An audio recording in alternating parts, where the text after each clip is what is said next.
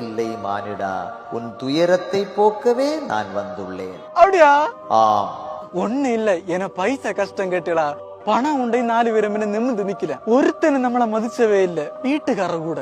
சரி, உனக்கு என்ன வேண்டுமென்று என்னிடத்தில் கேள், அதை நான் உனக்கு தருகிறேன். அப்படியா? பெருசா ஒண்ணு இல்ல, ஒரு பெட்டி நிறைய பணமும் நிம்மதியான உறக்கம். அதை உமக்கு தர முடியுமா? நீ கேட்டதை நான் ஒரு பொழுதும் இல்லை என்று கூற மாட்டேன் மானிடா.